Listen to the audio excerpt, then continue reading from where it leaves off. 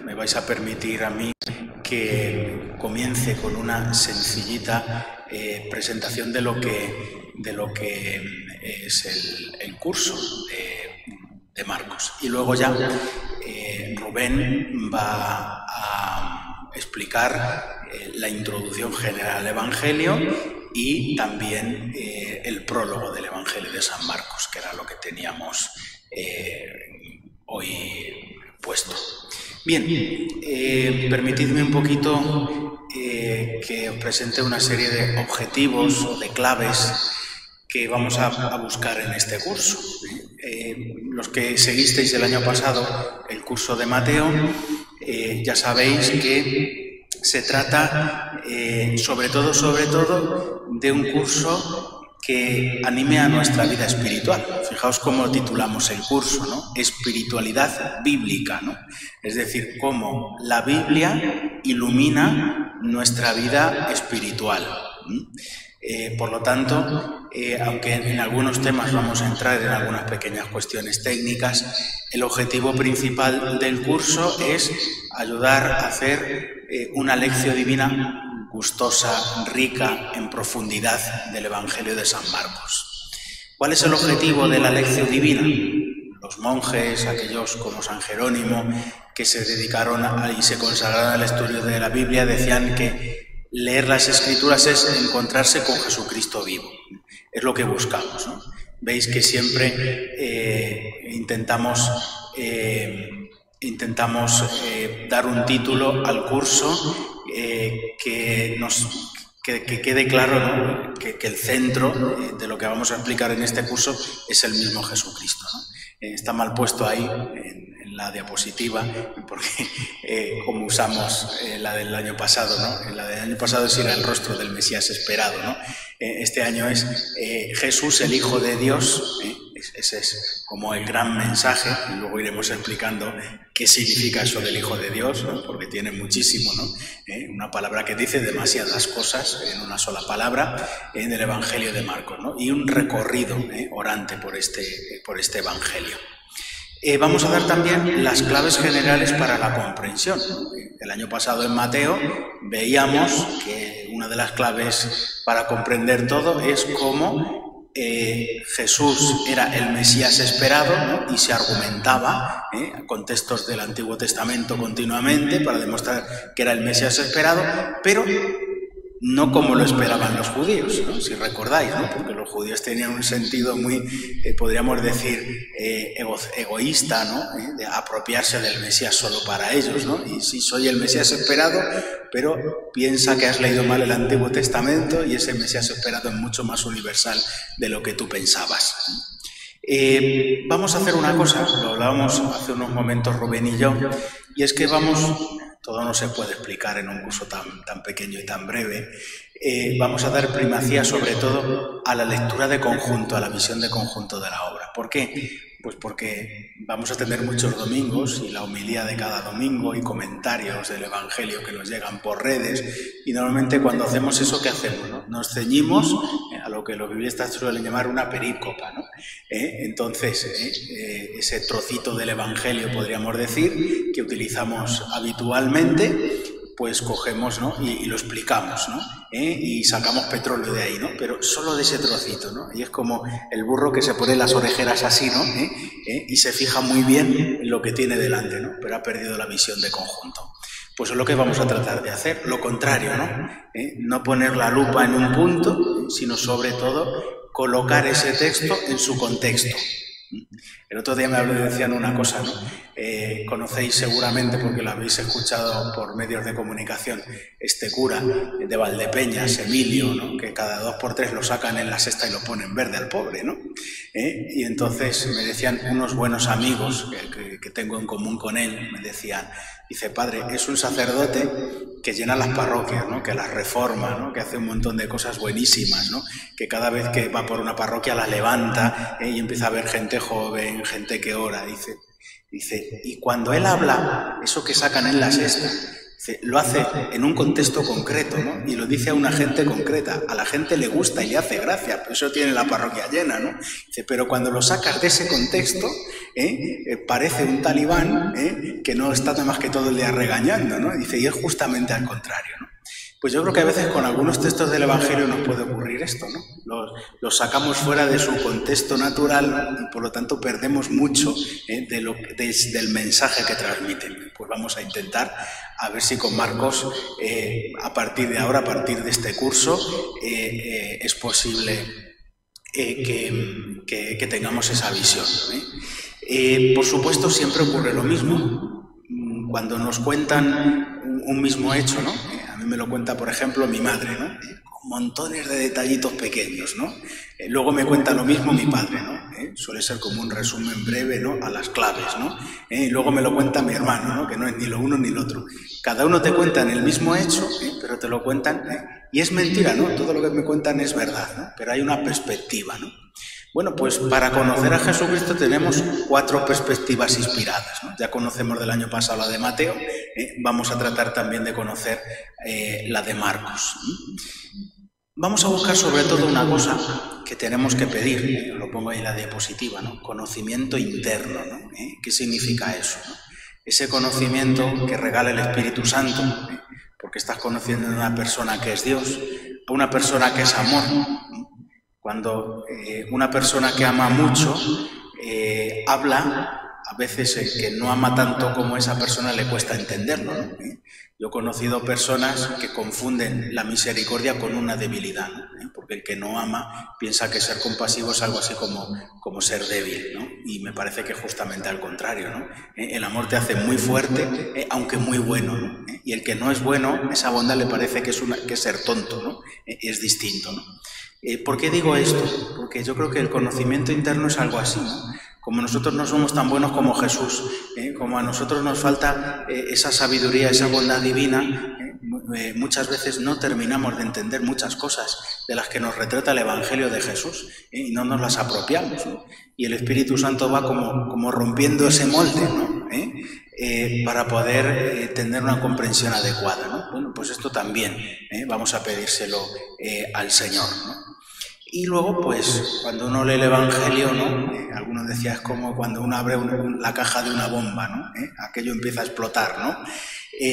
Pues ocurre lo mismo, ¿no? Uno empieza a sentir llamadas de Jesús, a ver muchas cosas que quiere cambiar, a tener un deseo de amar. Todo esto lo buscamos, a mí me daría mucha pena, ¿no? Que de este curso saliéramos eruditos en el Evangelio de Marcos, ¿no? Y si te pregunto, Marcos 1:23, ¿no? Y me das el versículo de memoria, eso puede impresionar, ¿no? Pero ¿de qué nos valdría eso si eso no nos cambia, ¿no? Yo creo que lo que todos necesitamos y buscamos en la vida es eso, ¿no? No tanto erudición, ¿no? Sino el encontrarnos con ese Jesús que es palabra viva para mí, ¿no? Es decir, alguien que se dirige personalmente a mí, que ilumina mi vida, y que me dirige una serie de palabras que me cambian. Bien, prometí robarle solo 10 minutitos a Rubén, y me estoy enrollando como siempre como una persiana. Bien, el desarrollo de las sesiones lo veis ahí, no voy a comentarlo, simplemente deciros que hoy es esto, ¿no? La introducción al Evangelio y el prólogo, y luego, pues, según el esquema del Evangelio, que también nos va a explicar Rubén después, hemos, digamos, parcelado, troceado, no siempre exacto, ¿no? Aquí Rubén me hizo algunas correcciones cuando preparamos el tema con toda razón, ¿no?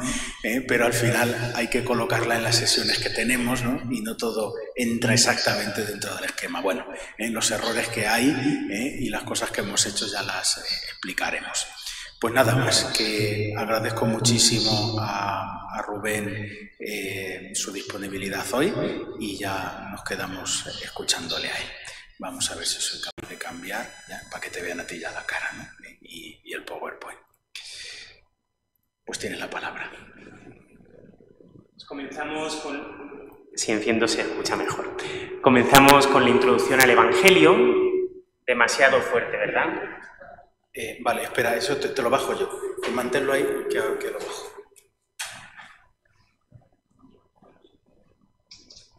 Hablo demasiado fuerte.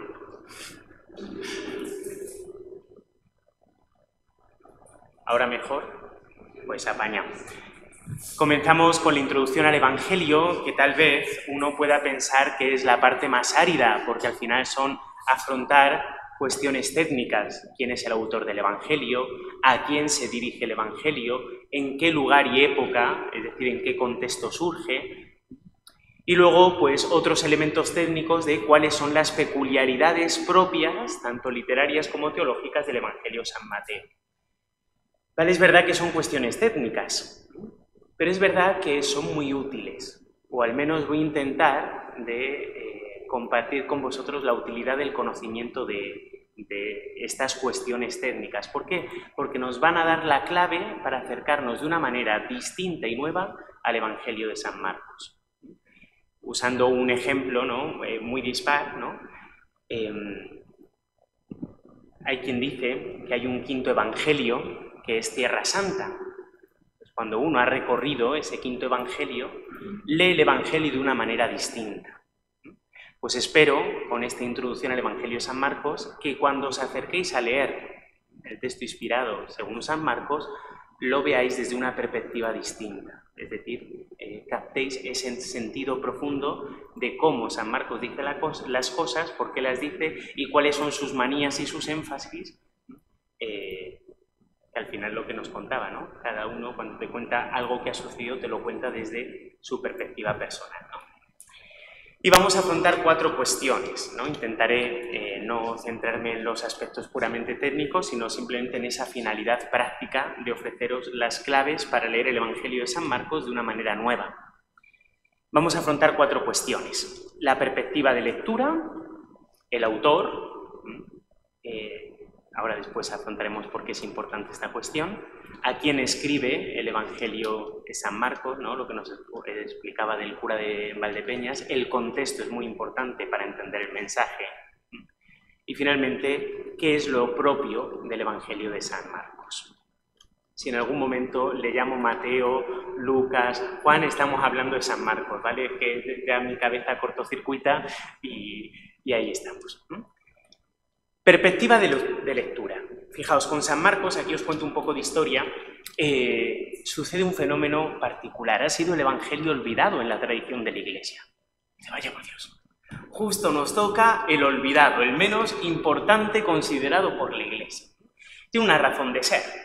San Juan da una clave teológica profunda de los acontecimientos. Pues, ¿dónde está la importancia de San Juan? Pues es que descubrió la importancia teológica de esos episodios o pasajes de la vida del Señor.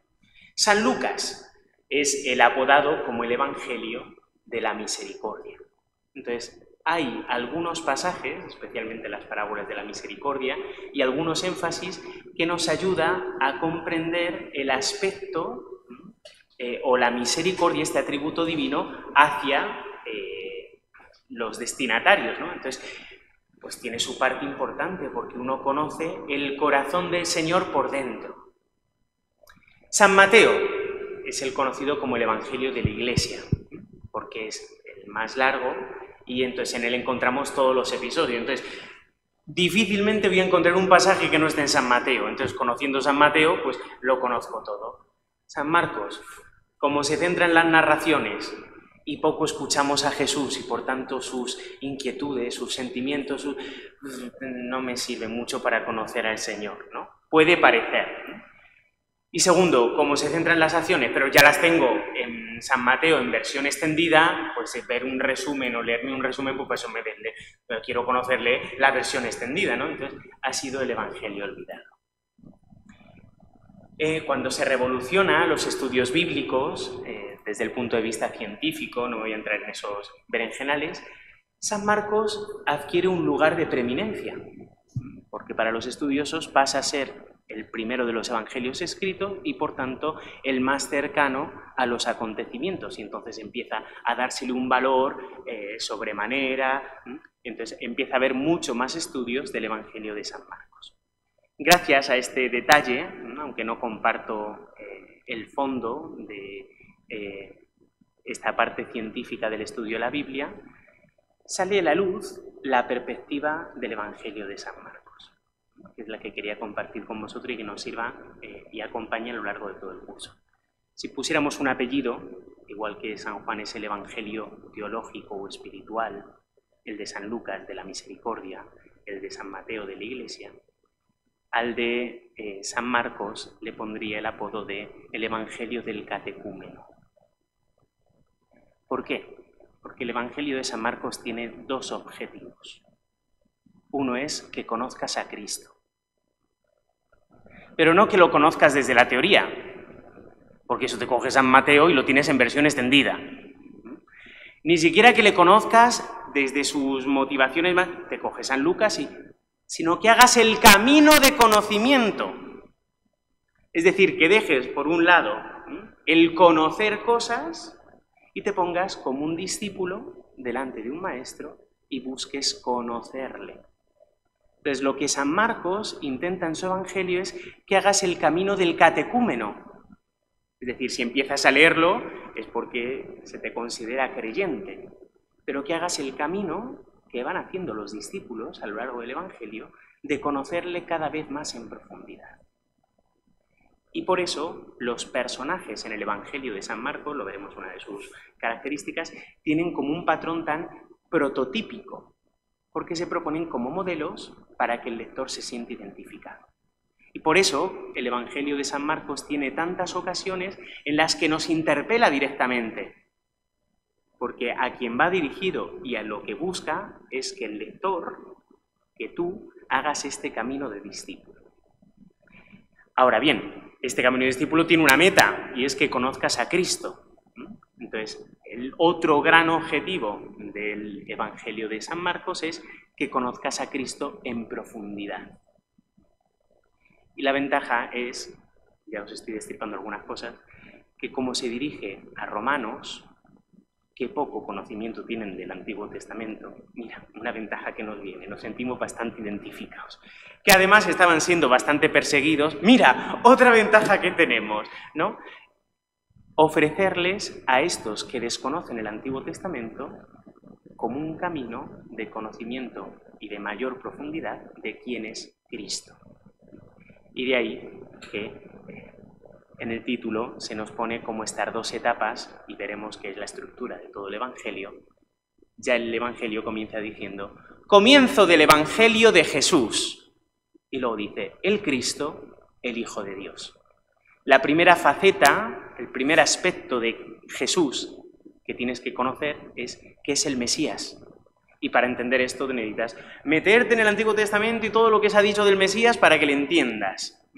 Cuidado, que ya San Mateo prevenía, ¿no?, para todos los que habéis hecho el curso el año pasado, que no es un Mesías victorioso, o sea, es el hijo de David, pero es más, es un Mesías de corte sufriente, cuidado, no te confíes. Pero segundo, la identidad más profunda, o el rasgo más sintomático de quién es Jesús, es el Hijo de Dios. Y a esto llegamos al final del Evangelio. Solo cuando uno ha sido partícipe de hasta dónde está dispuesto a llegar Jesús por amor, su muerte en cruz, confiesa como el centurión, vaya tú por donde, un romano, confiesa como el centurión, verdaderamente este era Hijo de Dios. Entonces, este es el camino que nos invita a hacer Jesús. Iniciemos ese conocimiento para que le confesemos como Pedro, a mitad del Evangelio, tú eres el Mesías, y le confesemos como el centurión, verdaderamente eres Hijo de Dios. ¿Bien? Esa es la perspectiva de lectura. Siguiente, autor. Creo que... Vale, ahí está. ¿Por qué es importante esta cuestión? ¿Vale? Vamos a ver algunas cuestiones técnicas. Para eso os ha tocado el biblista en la primera clase o sesión, ¿no? Pero quiero que tengamos claro por qué insisto en estos datos, ¿vale? La cuestión sobre el autor tiene una doble importancia. Una es que nos da fiabilidad aquello que nos cuenta. No es lo mismo que me hable de algo un testigo ocular, es decir, alguien que lo ha visto y oído, o alguien de terceras o cuartas voces, que entonces, como el teléfono es cacharrao, a ver qué me llega. Entonces, no es baladí la cuestión del autor, porque me retrotrae a si la fuente que tengo para el conocimiento de Cristo es fidedigna o no. Y segundo, cada uno tiene su experiencia personal. Entonces, conocer quién es el autor me ayuda a comprender mejor el Evangelio, porque cada uno tiene sus manías. Y esto imagino, si habéis asistido a homilías o celebraciones de diversos curas, ¿no? Pues es que este cura siempre habla de la misericordia de Dios, pues este cura habla de no sé qué, pues posiblemente sea de su experiencia personal. Un detalle tonto, ¿no? Soy profesor de profetas, pero Isaías, cuando habla de Dios, el apelativo que suele usar es Santo de Dios. Si uno se va a la vocación de Isaías, donde todo empieza, ve al Señor en el templo, se llena todo de humo, ¿no? Y los serafines que gritan, Santo, Santo, Santo. ¿Por qué para Isaías Dios es el Santo? Porque marca el inicio de su vida. Pues lo mismo, es importante conocer quién es el autor, porque conociendo un poquito la historia de San Marcos, hasta donde llegamos, nos puede ayudar a entender por qué esas manías o esos acentos. ¿Bien? Vale. Primero, la tradición es unánime en insistir que el autor de este Evangelio es San Marcos. Pero cuando lo presenta, no solo dice San Marcos, sino que le pone un apelativo, intérprete de Pedro. Y entonces la parte de la fiabilidad ya la tenemos garantizada, ¿no? Porque San Marcos no es de los 12. Hay momentos que no ha visto de Jesús, pero si es intérprete de Pedro, vale, lo sabe de primera mano. O sea, todo lo que ha escuchado San Pedro, San Marcos no lo transmite. Y de San Pedro sí me fío porque estuvo con Jesús su vida pública. Y segundo, ahora afrontaremos saber qué es Marcos, de él conocemos algunos detalles. Además de que fue discípulo de San Pedro y fiel discípulo de Pedro, encontramos en Hechos de los Apóstoles que se le llama Juan Marcos, tenía un doble nombre. Y este Juan Marcos, en el libro de Hechos, se nos lo sitúa como el hijo de María, tenía que ser una mujer potente en la iglesia de Jerusalén, porque en su casa era lugar de referencia para la iglesia primitiva. Y así, cuando San Pedro, una vez de las que está preso, es liberado o sale de la cárcel, al lugar al que acude es a casa de María. E incluso quien dice que esta casa de María es el piso alto donde se celebró la última cena. Tiene su razón de ser, ¿no? Aquí, como no está Valentín, os priváis de toda la conexión con las visiones de Ana Catarina Emmerich, que entonces él estaría ahora dando ese discurso donde encaja todo a la perfección, ¿no?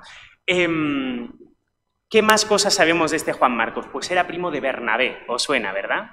Entonces, cuando San Pablo, que si no lo cambio digo San Pedro y la liamos, y no hago nada más que confundir. Cuando San Pablo y Bernabé empiezan la primera misión, van a Chipre, que es el pueblo, la isla de Bernabé, y entonces hay que evangelizar a los paisanos de Bernabé, ¿no? Y allí va Juan Marcos de ayudante, ¿no? Pero luego San Pablo dice, no, tenemos que ir a más, y San Marcos dice, pero que ir a Chipre solo, yo me descuelgo, ¿no? Y entonces San Marcos vuelve a casa, a Jerusalén, y ahí empieza y se conecta con San Pedro. Y de ahí que la acompaña a Roma, etc. Otro dato que tenemos de este Juan Marcos, aunque es un poco velado, ¿vale? Y aquí me tiro el triple salto mortal.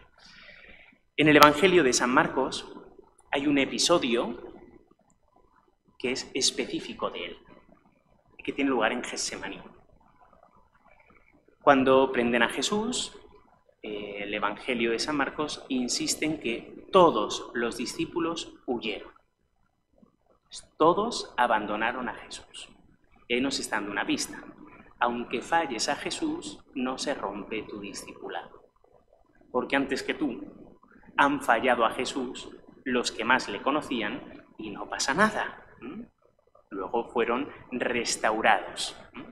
Entonces, aunque le falles al Señor, no implica que tengas que dejar de ser discípulo. Bueno, a lo que voy, que ese es otro detalle y llegaremos. El episodio específico es que aparece un joven vestido con una sábana, que cuando ya la cosa se pone complicada, también huye. Si hilamos datos y nos cogemos a Ana Catarina Emmerich, ¿de dónde venían antes del huerto? De la oración del huerto. de la última cena. Hemos dicho que era la casa de María, la madre de Juan. Entonces, si Juan estaba por allí ya medio dormido, envuelto en sábanas, ¿no? Porque Jesús estaba arriba, pero ve que se va, bajo un mozalbete joven. ¿Dónde irá Jesús? Yo voy a ver si huelo algo y me entero de... Y allí va a... Este detalle tonto, ¿vale?, nos indica que San Marcos también tiene experiencia de haber fallado a Jesús. Y por tanto, el Evangelio y este camino de discipulado queda como muy realista, porque incluso aunque nosotros le fallemos, podemos ser discípulos suyos. Bien, creo que ya he mezclado un poco todo. Simplemente un detalle de vincularlo a la autoridad petrina. Vale, hay algunos detalles, además del testimonio de los padres, hay algunos detalles que brotan del Evangelio, es que no me quiero alargar más en esto, que son muy curiosos. Uno, si uno analiza los discursos de San Pedro que encontramos en el libro de Hechos, llama la atención que el vocabulario y el estilo es muy distinto a cómo escribe San Lucas. Entonces da la idea de que estos discursos había como unas falsillas previas que San Lucas toma e inserta en el libro de Hechos. Además, curiosamente, estos discursos de San Pedro en Hechos de los Apóstoles coinciden con el lenguaje, el estilo, el vocabulario, las manías, las insistencias de primera y segunda de Pedro. ¡Qué casualidad! ¿No será porque el autor o el que hace esos discursos es el mismo? Pues fíjate tú por dónde que las manías y las insistencias teológicas son las mismas que encontramos en el Evangelio de San Marcos. Casualidad. Segunda casualidad. San Pedro aparece en los Evangelios como ocupando un lugar preeminente. Es el primer papa. Es como un evangelista se va a atrever a decir cosas malas del papa. Entonces, bien, San Pedro era un poco cabezón, entonces lo que hay que decir. Lo que le negó al Señor, eso lo coinciden todos, pero hay otros fallos menores que, mira, si los puedo obviar, pues así la gente tiene una alta estima al Papa y ya está. No hay necesidad de que la gente lo sepa. Pues San Marcos es el que más encontramos fragilidades de San Pedro. Y me dirá, pues justo es lo contrario. Si es el discípulo de San Pedro, es el que más admiración tiene que tener y el que más lo tiene que ocultar. Visto así, sí. Pero si lo que yo estoy haciendo es poner por escrito la predicación que le escucho a San Pedro, posiblemente San Pedro es el que menos rubor tendría en decir, soy frágil, le he fallado, soy un cafre, pero el Señor hace milagros. Y San Marcos, que está copiando y escuchando, pues es un cafre, es un frágil, pero el Señor hace milagros. Y un último detalle. En los Evangelios, las narraciones suelen estar en tercera persona del singular. Jesús fue y llegó y tocó y, obviamente, cuando yo escribo una biografía o hablo de alguien, uso la tercera persona del plural. Cuando uno lee el Evangelio de San Marcos, la persona que más abunda es la tercera del plural. Entonces fueron y llegaron y comieron y... ¿Por qué? Si está hablando de Jesús, no de la Iglesia. Por una sencilla razón. Si yo estoy hablando de Jesús, hablo de Él en segunda persona del singular. Jesús, eres el mejor. Entonces, si alguien está escuchando mi predicación, o mi oración en este caso, pondría Jesús es el mejor. Ahora, si yo estaba allí presente, diré, entonces fuimos a Cafarnaún, y allí comimos. Entonces, el paso mecánico, dado que está en plural, es pasarlo a tercera. Fueron, comieron, no sé qué verbo he usado, pero creo que la idea se entiende. Y hay otra serie de razones que no voy a... La geografía, el modo como se describe la geografía, es un modo típico del pescador. San Pedro era pescador, pero ya está, no voy a meter en ella con disquisiciones técnicas. Creo que con estos detalles queda claro que hay razones de peso como para vincular el Evangelio de San Marcos con la tradición petrina o la predicación de San Pedro. Vale. Segundo, destinatarios, lugar y época. ¿Por qué es importante esta cuestión? porque si no conocemos el contexto y para quién escribe San Marcos, nos privamos de entender el Evangelio en su profundidad. Entonces, no es lo mismo, imagino que os habrá pasado, ¿no?, que habléis a niños que a jóvenes que a adultos. Aunque les expliques lo mismo, usas un lenguaje distinto. Entonces, los destinatarios influyen en el modo de transmitir el mensaje. La época y las circunstancias del momento también. No es lo mismo que hablara de una enfermedad contagiosa en la época del COVID, que estábamos todos como ahora que ya no estamos tan tocados, ¿no? Entonces, la época también marca. Y lo mismo sucede con el lugar. Si yo aquí digo, es que el PowerPoint es un poco esquemático porque no me vaga. No sé si alguien es de la zona de Talavera y entiende la expresión, pero en general dirán, ¿qué leche está diciendo este hombre? ¿Qué idioma está hablando? Pues es que es un modo de expresar típico de la zona de Talavera. No me vaga es, no he tenido tiempo, ¿no? En La Mancha se dice, es que tengo mucho corte, ¿no? Yo si eso dices en mi pueblo es que le da mucha vergüenza, ¿no? Entonces, dependiendo de dónde hables, se entiende una cosa de una manera u otra, ¿no? Y no quiero poner ejemplos de malentendidos por el lugar en el que uno se encuentra, porque los hay y graciosos, ¿no? Entonces, es importante por esto, porque comprendemos mejor el contenido. Vale, ¿a quién se dirige? Pues tenemos bastantes indicios de que se dirige a cristianos, presupone que hay un seguimiento al menos inicial de Cristo, del ámbito romano. ¿Por qué? Pues por diversas razones, digo las tres más llamativas, ¿vale? La primera es que no hay muchos judíos en esa comunidad, aunque algunos hay. ¿Por qué? Porque a diferencia de San Mateo, que se dirigía a judíos y estaba continuamente, y esto sucedió para que se cumpliera la Escritura, porque ya lo había dicho el profeta Isaías, porque ya lo había dicho Jeremías, porque...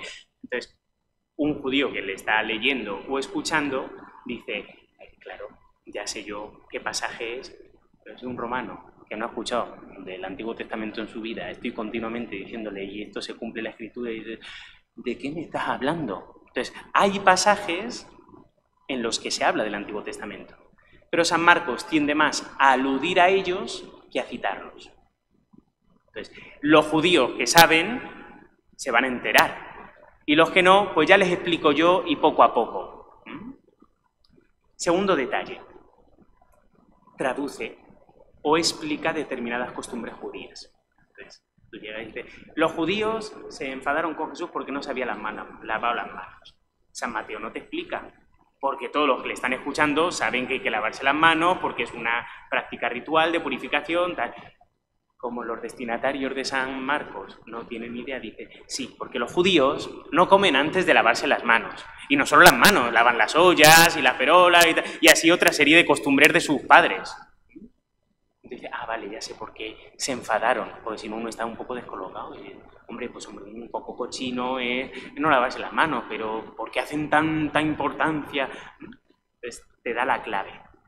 Y lo mismo sucede con algunos términos. Dice, y le llevaron al lugar Calvario, que traducido quiere decir calavera. O Jesús dijo desde la cruz, Elí, Elí, lama sabactani. Entonces dice, ¿qué significa? Que como no sabéis arameo, pues ya os lo digo yo, ¿no? Significa, Dios mío, ¿por qué más? O niña, contigo, talita cummi, que quiere decir, niña, contigo hablo, levántate. O éfeta, que quiere decir, ábrete. San Mateo no traduce, porque todos los que le están escuchando, leyendo, saben lo que significa éfeta, Elí, Elí, lama sabactani, talita cume. San Marcos lo tiene que traducir porque si no, no se enteran de nada. Y el tercer detalle, que este puede pasar más desapercibido, pero también es interesante, es que el modo de describir algunas cosas, por ejemplo, la división de la noche, cuando San Marcos relata un pasaje nocturno, no lo divide al modo judío. La división de las horas, a modo judío, son 3 horas, 3 horas, 3 horas. De hecho, os sonará de la liturgia las horas. Tercia, sexta, nona. Pues igual que se divide la mañana, se divide la noche, ¿no? Las vigilias romanas se dividían en grupos de 2 horas, porque era el tiempo en el que tardaba en darse la guardia del siguiente soldado al siguiente y así sucesivamente, ¿no? Entonces, cuando llega Jesús por la noche caminando sobre las aguas, ¿en qué momento llega? En la 4ª vigilia, pero si los judíos solo tienen 3... Claro, pero es que si yo le digo en la 3ª vigilia, va a pensar que es a medianoche. Si le digo en la 4ª vigilia, va a decir que es el último turno ya a punto del amanecer. Y mira tú qué casualidad, es que cuando llega Jesús, la oscuridad y el miedo y todo lo demás, llega la luz, como la 4ª vigilia. La oscuridad y el momento álgido de la oscuridad, dicen, ¿no?, que la última, justo antes del amanecer, es el momento más oscuro, ¿no? Se transforma en luz. Entonces, hay un detalle del momento que ayuda a interpretar el pasaje, ¿no? Y todo esto en lenguaje latino o romano, ¿no? Bien. Y ya el detalle que a mí me parece súper chulo, para ubicarlo no solo en el ámbito romano, sino en Roma, es que San Pablo escribió una carta a los romanos y en los saludos finales dice: y saludo también a Alejandro y Rufo. Y uno dice: mira, pues qué majo, ¿quién se le dan estos 2 señores, no? Entonces, cuando uno lee el Evangelio de San Marcos, dice: y entonces engancharon los soldados a Simón de Cirene, y añade: el padre de Alejandro y Rufo. Entonces, si San Pablo, cuando se dirige a los romanos, saluda a Alejandro y Rufo porque eran conocidos por la Iglesia de Roma, y San Marcos hace esa acotación que el resto de evangelios no hacen, da por supuesto que los destinatarios conocen a Alejandro y Rufo. Y si San Pablo los ubica en Roma, digo yo que vivirían allí. Bien, y el segundo detalle. Hay un cierto ambiente de hostilidad, ¿vale? Y aquí hay discusión entre los técnicos y estudiosos, ¿vale? Yo, como estoy hablando yo, pues os digo mi opinión y cada mucho. Esta hostilidad hay quien la interpreta desde el ámbito civil. Entonces, los cristianos están siendo perseguidos por el Imperio Romano. Y por tanto estaríamos en la época más de Nerón y por ahí. Sin embargo, a mi juicio, la disputa que encontramos es más acintra, es decir, como entre 2 grupos de judíos, los que aceptan a Jesús y los que no. Cuando uno ve el Evangelio de San Marcos, las principales disputas que aparecen no es de personajes romanos con Jesús, son de personajes judíos. Es más, en el discurso escatológico, que es, ya lo veremos en detalle, ¿no?, que es como más se enfatiza a resistir a la hostilidad es como de nuestros hermanos, que sería más del ámbito judío, ¿no? Entonces, ¿por qué es importante conocer que el Evangelio refleja esta cierta hostilidad? Porque nosotros, que estamos atravesando una época, diríamos, similar, San Mateo da claves para vivir valientemente el seguimiento de Cristo. Vale, creo que ya está un poco todo, quedarían los años. Claro, al ser una hostilidad interna, no hace falta trasladarlo a la década de los 60, puede ser anterior, ¿vale? A mi juicio es uno de los evangelios más tempranos, después del Mateo arameo, año 44-50, y esto tiene un doble valor, ¿vale? Simplemente digo el valor y un dato como para apoyar mi afirmación. El valor es que cuanto más cerca esté a Cristo, más fidedigno es, primer valor. Y segundo, al ubicarlo en estos años, San Pedro, los apóstoles salen escopetados de Jerusalén cuando muere Santiago apóstol, año 42. Entonces el primer lugar al que va San Pablo es Antioquía, pero es que en Antioquía había una cantidad de apóstoles que San Pedro dice: pues mira, yo me voy a Roma. Y desde allí, desde la Gran Babilonia, desde el foco de irradiación, pues el Papa es donde tiene que estar, ¿no? Allí, en el foco mediático, ¿no? Entonces se va a Roma. Pero sucede una cosa, y es que los apóstoles, no sé qué contacto tendrían, ¿no?, pero hay un conflicto, y es ¿qué hacemos con los gentiles? ¿Se tienen que circuncidar o no? Entonces se reúnen todos los apóstoles en Jerusalén, el famoso concilio de Jerusalén, año 49-50, Y ahí intervienen Santiago, San Pedro y San Pablo, y se acuerda que no es necesaria la circuncisión. Bueno, no me entro en detalles. Entonces, claro, San Pedro tiene que presidir el primer concilio ecuménico, ¿no? Entonces tiene que venir de Roma a Jerusalén. Imaginaos los pobres romanos. ¿Qué nos quedamos sin? ¿Como ovejas sin pastor? ¿Qué va a pasar de nosotros?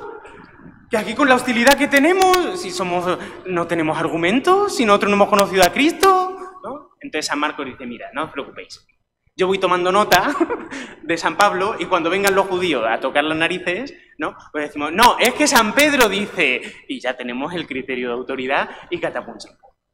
Entonces, tiene su importancia fecharlo en esta época porque viene a ser como la garantía de los pobres cristianos de Roma, justo en el momento en el que pues se quedan como ovejas sin pastor. El dato tumbativo, ¿vale? O el dato más característico para datarlo en esta época. Mirad, bueno, en los evangelios cuando encontramos los diversos grupos que tienen encontronazos con Jesús, encontramos su apelativo. Fariseos, saduceos, herodianos, y así vamos encontrando los diversos grupos. San Marcos es el único que encontramos a dos grupos que por otra parte se llevaban a matar juntos, herodianos y fariseos. A ver, los fariseos eran hiperescrupulosos. El rey tiene que ser de la dinastía de David. Herodes no era de la dinastía davídica, entonces no aceptaban a Herodes como rey. Los herodianos eran partidarios de Herodes, como su propio nombre indica. Entonces, que los fariseos herodianos vayan a poner a prueba juntitos, como si se llevaran bien, es muy raro. Pero muy raro, porque no se llevaron bien en la vida, salvo 3 años, que no sé qué hizo Herodes Agripa, que se ganó el favor de los fariseos, del año 41 al año 44. ¿Casualidad? No casualidad. Y luego está el papiro 7Q5, pero si alguno tiene interés que me pregunte, pues eso estamos ahí. Vale, último, particularidades o énfasis, que ya me he pasado, de San Marcos. Bueno, el tema del tiempo lo explico. Hasta 1:30 podemos, y luego, si alguno tiene prisa, ya se puede ir, porque luego dejaremos 10 minutitos más para preguntas, ¿vale? Para que así vayamos tranquilos todos y sepamos a qué atenernos. Vale, voy rápido porque quiero comentar el prólogo, que es lo importante, que es a lo que hemos venido, a que nos expliquen y saborear el Evangelio de San Marcos, no a cuestiones introductorias. El estilo de San Marcos es sumamente atrayente porque es sencillo y muy vivo. Tan vivo que es que te mete de lleno en la narración y es que parece que Jesús era hiperactivo, ¿no? Esto sucede por 2 cosas técnicas, que es la paratasis y el adverbio eucis. Entonces, e inmediatamente Jesús curó a tal, e inmediatamente fue a Cafarnaún, y entonces uno está como... y se mete de lleno en la narración. Es un estilo tan sencillo que te cautiva. Es una de las ventajas. Orden y estructura, ahora lo explico desde el título y así no me alargo. Otra de las características de San Marcos es que nos deja tarea. Les quiere que nosotros hagamos el camino del discípulo. Entonces, como cada uno tiene su nivel y su más, ¿no? Pues de vez en cuando va dejando. Tarea opcional, ¿vale? ¿Cómo uno descubre esta tarea opcional? Con las palabras gancho, ¿vale? San Marcos, cuando quiere remarcar una idea, repite una palabra. Por ejemplo, se abrieron los cielos. Aparece solo 2 veces en el Evangelio de San Marcos. En el bautismo y en la pasión. Entonces está diciendo, el que quiera un extra, que lea esos 2 pasajes, porque si los pone en paralelo va a sacar una profundidad increíble. Lo vamos a hacer ahora en el bautismo, así que vais a ver cómo sale un petróleo.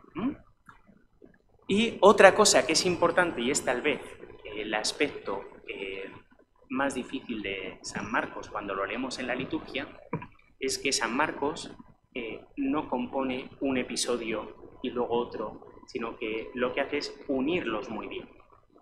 Entonces, es prácticamente imposible entender en profundidad un episodio sin leer el anterior o el posterior, ¿vale? Esto sucede de 3 maneras, ¿vale? Ahí lo tenéis, el modo de composición, ¿vale? Modo sándwich. Hace como un marco narrativo y en el centro la luz que ilumina ambos pasajes. Os lo explico desde este pasaje. En este pasaje se relata un discípulo, Simón de Cirene, que le ayuda a llevar la cruz, y al final otro discípulo, el centurión, que dice verdaderamente este era el Hijo de Dios. ¿Qué tengo que hacer para ser discípulo como Simón de Cirene o como el centurión? Me voy al centro y encuentro la pasión. Si no me entero que todo eso ha sido por mí, es imposible que le acompañe como Simón de Cirene llevando la cruz y es imposible que le reconozca como el Hijo de Dios. Entonces, los dos relatos del Marco, discípulos, dos ejemplos de discípulos, el pasaje central me está dando la clave para ser discípulo. ¿Bien? Otro de las veces que es como con un juego de cámara, ¿no? Que suele ser dentro-fuera, dentro-fuera, ¿no? Esto sucede en el Sanedrín. Entonces encontramos el primer versículo y nos dice, y llevaron a Jesús ante el Sanedrín. Y entonces hace un cambio de cámara. ¡Fum! Y San Pedro también llegó, pero se quedó fuera. Y luego vuelve dentro, ¿no? Y entonces dentro, ¿qué pasa? Que Jesús confiesa su divinidad. Se hace resistir, ¿no? Testigos falsos, tal cual, y al final el sumo sacerdote le pregunta, ¿eres tú? Tú lo has dicho. ¿Qué encontramos fuera? Justo lo contrario, las negaciones. Pues para confesar a Jesús hay que entrar dentro. Si uno se queda fuera, hay más riesgo de negarle, como San Pedro. Entonces, eso no lo está diciendo simplemente con la composición, ¿vale? Entra dentro del misterio, conoce a Cristo internamente, porque si le conoces solo de oídas, hay más riesgo de que le niegues. Justaposición, pone dos pasajes que tienen una cierta similitud para iluminar uno al otro, ¿no? Aquí, en esto que he seleccionado, Marcos 8, tenemos los apóstoles que reciben la regañina de Jesús porque sois ciegos y sordos, tan torpes sois para entender, y justo a continuación tenemos un ciego que es jurado por Jesús. Vaya, o sea, los discípulos son torpes para comprender. Pero Jesús puede hacer comprender porque ha hecho ver al ciego. Dice que los discípulos son ciegos, pero puede curar la ceguera. Entonces, se iluminan ambos pasajes. ¿Bien? ¿O he ido demasiado rápido y no...? Bien. Énfasis teológicos. Uno de ellos, que es una manía de San Marcos para arriba y para abajo, es el secreto mesiánico. Como va a salir en diversas ocasiones, pues al que le toque explicarlo, que lo explique. Otro es el que yo os he marcado de cerca y lejos. Marca mucho San Marcos los que están en torno a Jesús y los que simplemente de oídas, porque solo en la cercanía y en la intimidad con Jesús se puede penetrar en el misterio y en el verdadero seguimiento de Cristo, ¿no? Y lo mismo sucede con el expresar sentimientos. De alguna manera, ya lo hemos visto con los personajes, San Marcos es un evangelio muy metafórico y expresa lo invisible desde los sentimientos visibles. Entonces, cuando encontramos uno que tiene temor, el temor tú lo ves, la cara susto, tal cual, está expresando internamente como unas ciertas dificultades para seguir a Jesús. Y así, pues con otros sentimientos que no insisto, ¿no?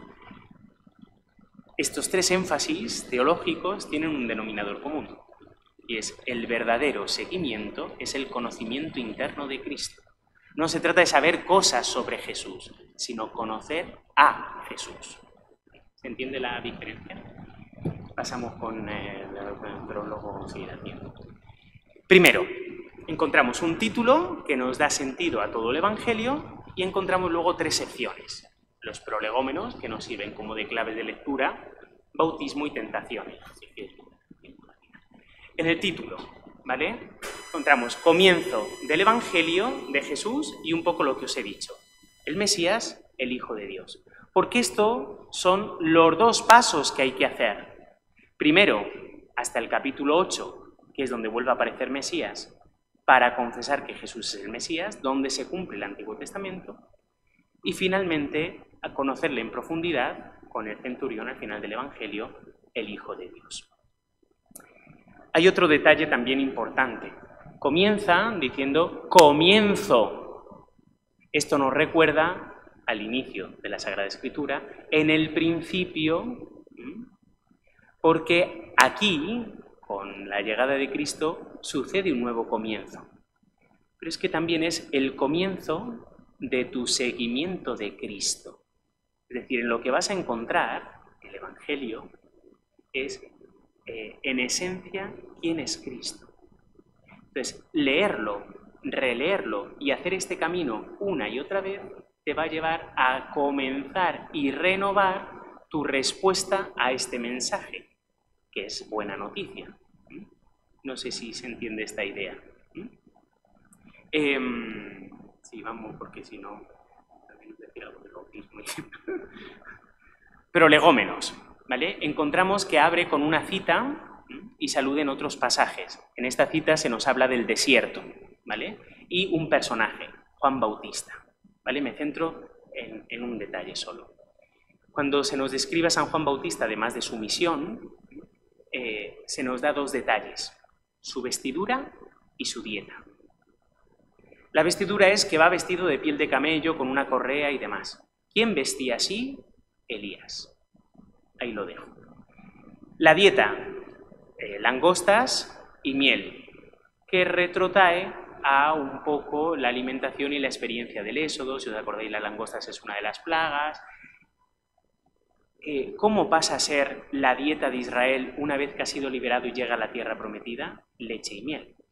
Entonces, de alguna manera, la dieta y esa austeridad nos retrotrae al Éxodo, ¿vale? Simplemente quedaos con esto, que ahora lo explico en el bautismo. Vamos al bautismo. Sí, es que ya me he pasado. Bautismo. Comienza diciendo, Jesús va de Nazaret de Galilea al Jordán.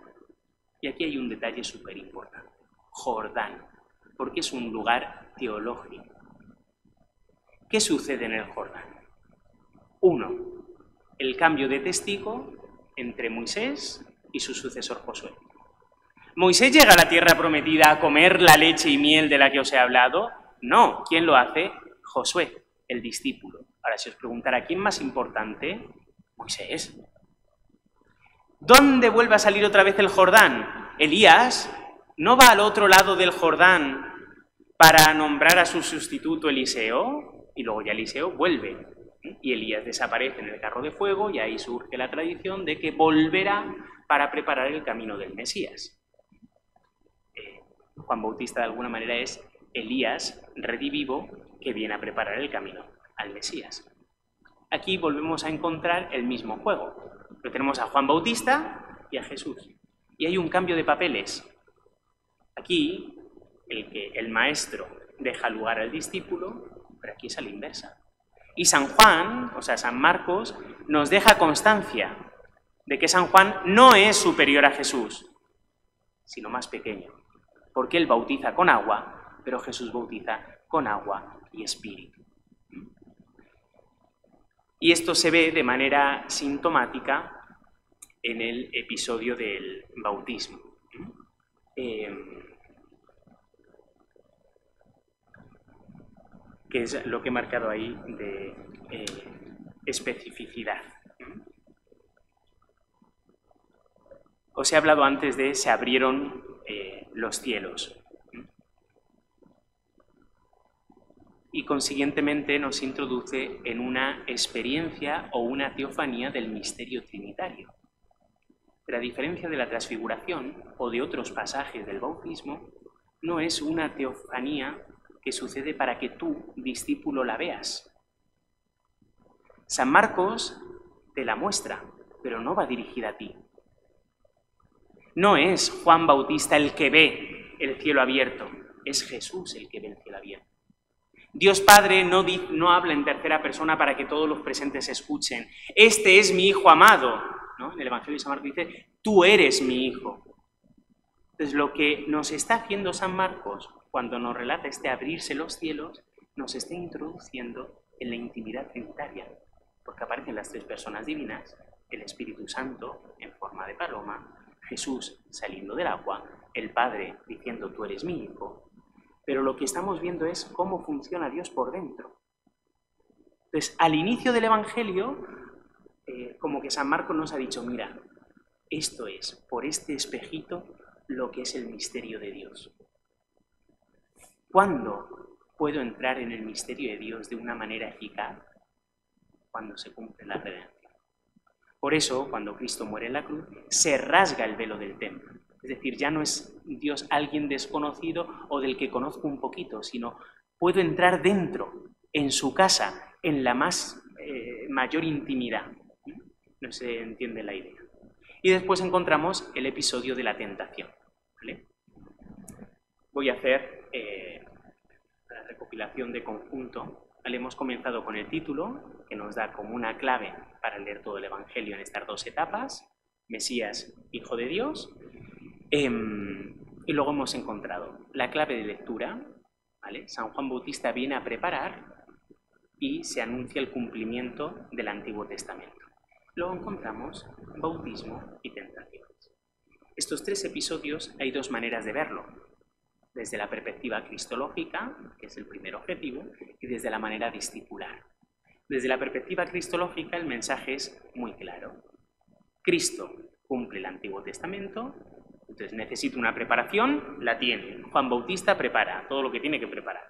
Segundo, cumple de manera primigenia todas las promesas del Antiguo Testamento, porque se dice: tú eres el ungido, tú eres mi hijo, que era el salmo que se recitaba en la unción real, por tanto es el Mesías real esperado.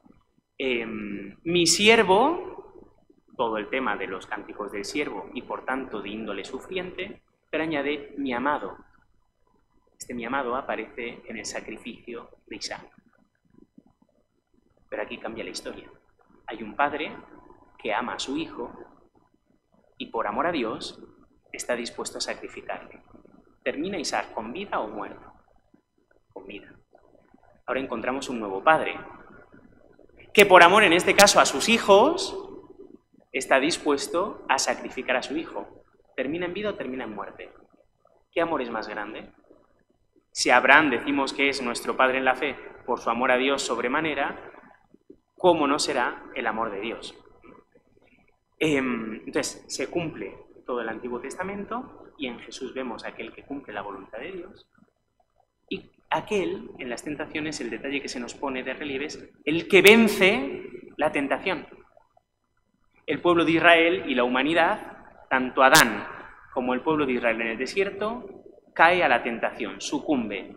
Ahora comienza una nueva etapa, porque Cristo también es tentado, pero no cae. Entonces, es capaz de renovar a Israel y capaz de renovar a la humanidad. ¿Vale? Eso desde la perspectiva cristológica. Y desde la perspectiva del discípulo, para entrar en este libro que voy a leer, tengo que entrar de la mano de San Juan Bautista.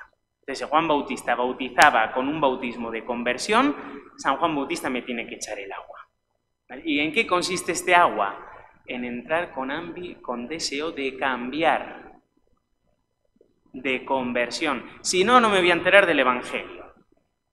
Cuando llego al bautismo es como darte el caramelo para que guste. Mira, te voy a anticipar lo que vas a ser capaz de conocer, que es el misterio de la Santísima Trinidad. Te lo pongo como en un caramelito. Entonces, como los toros, entras al Evangelio y luego viene el tema de las tentaciones. Y dice, ya sabía yo que era demasiado bonito esto. Yo tengo unas ganas de seguir a Cristo y ser santo, pero claro, luego viene la tentación y la lío parda. Entonces, ¿quién es el que vence? Cristo. Cuando el hombre, Adán, o el pueblo elegido intenta vencer las tentaciones, ¿son capaces de vencer? No. ¿Vas a vencer tú? No. ¿Quién va a vencer? Cristo en ti. Y ya ha vencido. Entonces, deja que Cristo venza en ti. Entonces, con estas tres claves, te invita a entrar en el Evangelio de San Marcos. Pues muchísimas gracias, de verdad, Rubén. Yo me sentía en algunos momentos allí en Roma con San Marcos escribiendo su Evangelio.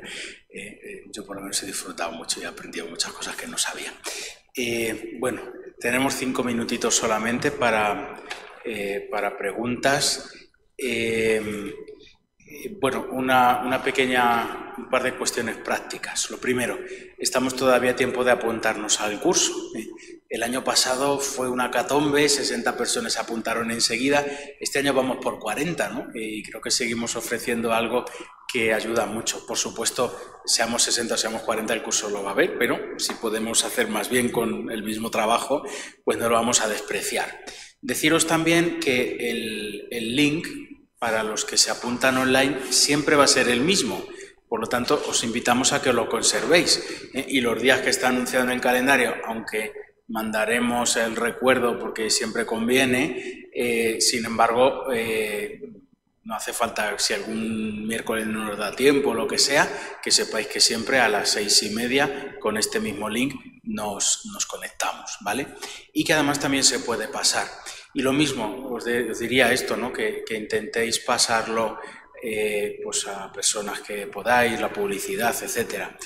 Parece que nosotros hemos volcado la publicidad en el correo electrónico, que el año pasado funcionó bien, ¿no? Y yo creo que algunos que iban a venir no han venido y no se han enterado de la nueva edición del curso porque no entran al correo electrónico. Entonces, bueno, pues también os invito en eso a fomentar un poquito, ¿vale? Seguiremos insistiendo estas semanas.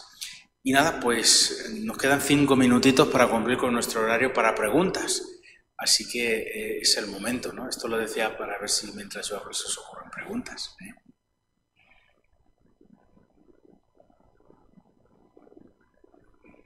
Nada, tampoco los de online han tecleado ninguna pregunta. Cuando no hay preguntas es muy bueno y muy malo. Muy bueno es porque ha quedado todo clarísimo, o muy malo es que nadie se ha enterado de nada y no sabe ni por dónde andar.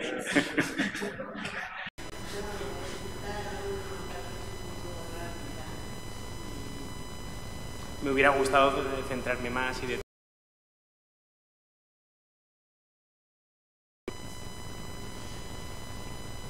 Bueno, pues ya está. Pues cerramos aquí la sesión, ¿eh? De aquí a 15 días tenéis tiempo para hacer preguntas, ¿no? Y ya sabéis que el próximo día, si vosotros no hacéis preguntas, os las haré yo, ¿eh? A ver si os habéis enterado. Ya verás cómo preguntáis, ¿eh? Gloria al Padre y al Hijo y al Espíritu Santo. Hasta dentro de 15 días.